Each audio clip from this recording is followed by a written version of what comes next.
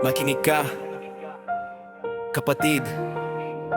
Ito'y sigaw ng kasaysayan. Mas mabigat pa sa bala, ang ating sarili ang kalaban. Ang ating sarili ang kalaban. Mas madaling pag-isahin ang langit at lupa kaysa dalawang Pilipino na pare-pareho ang dusa. Bawat isa may yabang, bawat isa may tama, pero pag bayan na ang usapan, biglang nawawala.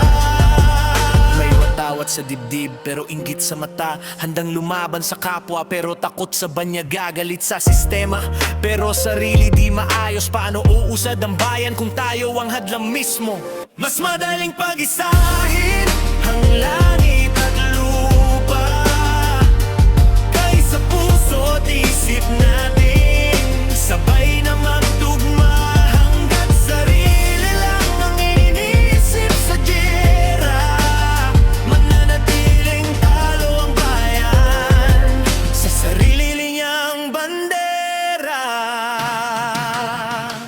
Hindi kulang sa tapang, kulang lang sa disiplina, lakas ng loob sa salita pero tiklop paggawa. Lahat gustong maging leader, ayaw maging sundalo, ayaw sumunod sa utos pero gustong manalo. Hindi bala ang pumapatay kundi chismis at inggitan, hindi kanyo nang sumisira kundi takot at kataksilan. Kung di tayo magkaisa, kahit anong sigaw ng laban, sa huli tayo rin napapatay sa sariling kalayaan. Hindi ko sinasabing madali ang magbago, pero mas mahirap mabuhay sa bayang watak-watak pareho.